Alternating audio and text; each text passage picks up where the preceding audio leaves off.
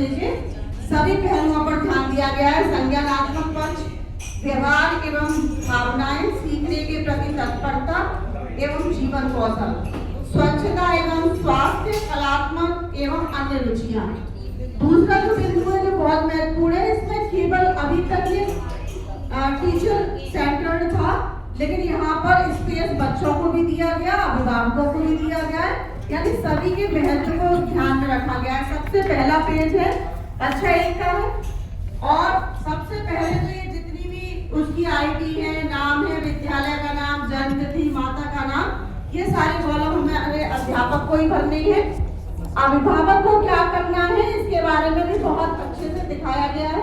बच्चे को प्रतिदिन समय पर यूनिफॉर्म में विद्यालय भेजें, बच्चे से विद्यालय के बारे में बात करें, प्रतिदिन बच्चे को पढ़ते हुए सुने, शिक्षक अभिभावक गोष्ठी में प्रतिभाग करें।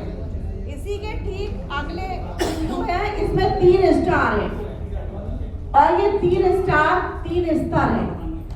3 स्तर का मतलब है अगर बच्चा बहुत अच्छी स्थिति में नहीं है, यानी प्रारंभिक अवस्था में है, तो हम जहाँ पर 1 लिखा हुआ है उस पर टिक लगाएंगे, और अगर उससे अच्छी यानी मध्यम स्थिति में पहुंच चुका है तो 2 नंबर पर, और सबसे उच्चतम अवस्था में है तो हम 3 नंबर पर टिक लगाने वाले हैं। इसी के साथ एक और इसमें महत्वपूर्ण बिंदु जो पिछले वर्षों में नहीं था और इस बार जोड़ा गया कि पहले हम केवल हिंदी और भाषा और गणित पे काम कर रहे थे, लेकिन इस बार हम अंग्रेजी पर भी कार्य कर रहे हैं, यानी उससे संबंधित दक्षताएं दी गई हैं।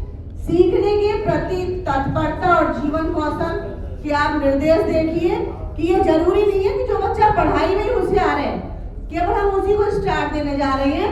होलिस्टिक डेवलपमेंट के तहत हम उसके प्रत्येक कौशल को भी अंक देने जा रहे हैं, तो उसको भी स्टार से समाहित किया गया है।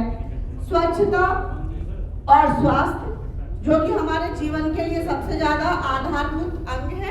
बच्चा शुरू प्रारंभिक अवस्था में ही समझ जाए कि इसका कितना महत्व है, और स्टार के माध्यम से जब बच्चा देखता है कि मुझे कौन सा स्टार मिला है, कितने स्टार मिले हैं, तो आपस में तुलना भी करते हैं बच्चे एक दूसरे के रिपोर्ट कार्ड को देखकर।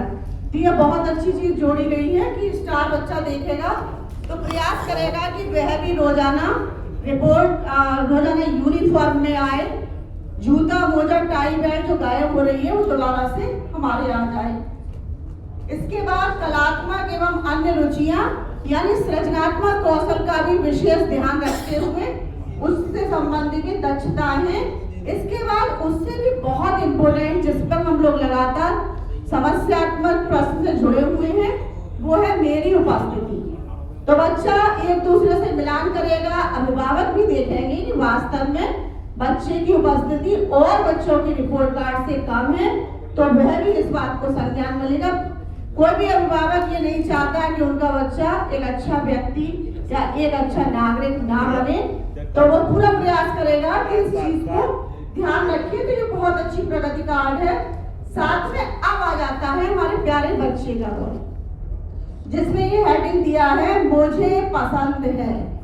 अब बच्चा स्वयं देखेगा कि मुझे क्या पसंद है, कि मुझे त्योहार पसंद है, मेरा मित्र कौन कौन सा है, कौन कौन सा त्योहार है, कौन सा भोजन है जो मुझे अच्छा लगता है, जानवर कौन सा है, फूल कौन सा है और विषय कौन सा है।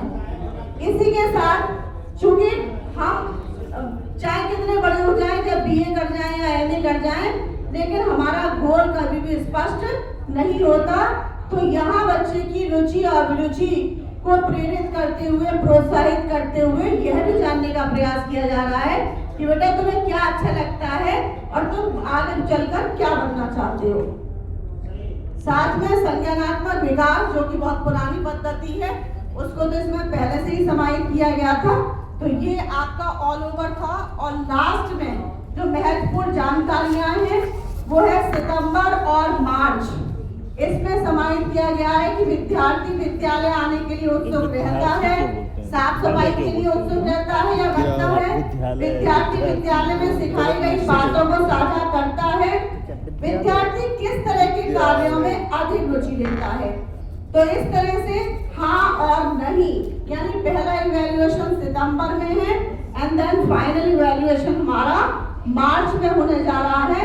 और ये जितनी भी जानकारियां इसमें भरी जा रही हैं उसका संक्षिप्त परिचय हमारा अंत में लिखा हुआ है। साथ में उसका रिपोर्ट कार्ड में प्रतिशत भी, यानी A2 है, B2 है, C2 है, इसके बारे में भी प्रस्तुत दिया गया है। बहुत अच्छा है report card. Thank you sir. धन्यवाद मैम। मैम ने जो चर्चा की है ना, मुझे लगता है सभी समूहों का उन्होंने समेकन कर दिया।